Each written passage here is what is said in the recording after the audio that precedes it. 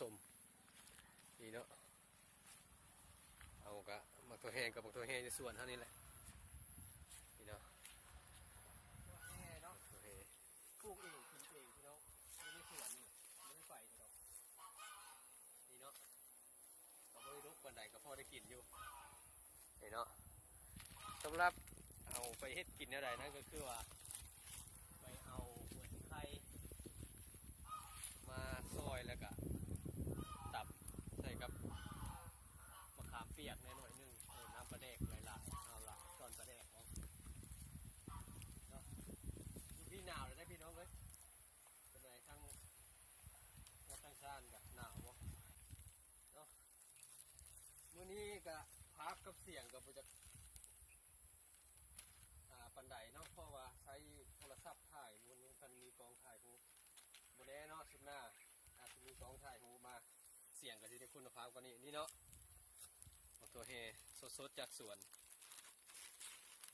วันนี้เขาก็พอแล้วเรื่องขั้นตอนการไปเอาหัวซิไข่กันเลยเนาะบัดนี้เขาก็สิไปเอาหัวซิไข่ก็ปลูกไว้ในแคมป์ซะนี่แหละพี่น้องรักการหัวซิไข่พี่น้องปืนออกเราตัดเอาน้องบอกเข้าสีโบลกเพราะว่าการลุกเอาห้ามเป็นการเอาฮากมันออกมานำมันให้โบเตกเนาะหัวซิไข่โบเตกก่อนเขาตัดเอามายังปะฮากมันไว้ให้มันแตกกุ๊กแตกก่อต่อไปหัวซิไข่เนี่ยเขาก็เอาหลายๆเพราะว่ามันจะเจืองหน่อยนึงไปถึงเวลาไปเฮ็ดแก้วเนาะตัดนี่เท่าบุรุษไปวันนี้ก็เป็นรถคู่ใจพี่น้องคาวาซากิ150มา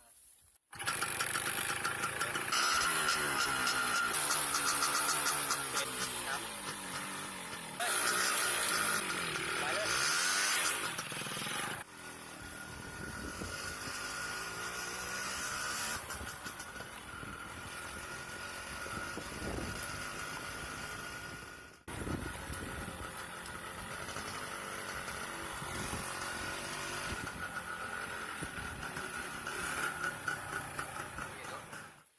ตอนนี้เราก็มาถึงขั้นตอนการเฮ็ดช่างแก้วหัวสีไข่ใช่ไหมเฮ็ดเมี่ยงเราก็ต้องซอยหัวสีไข่ซอยให้มืดนี่เนาะ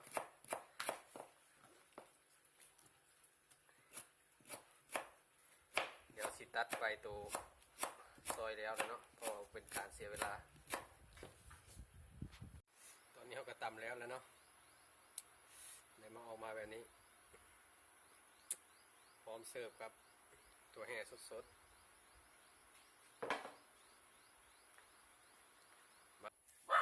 เฟิร์ลงมาลุกมา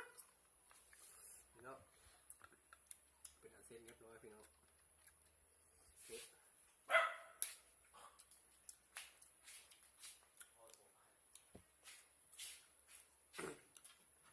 คือส้มยำแรง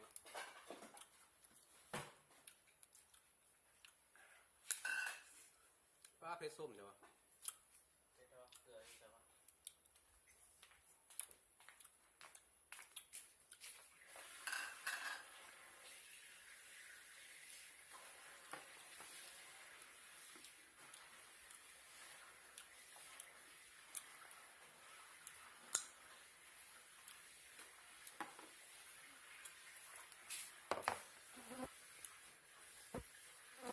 ตาเปลือยมากครับ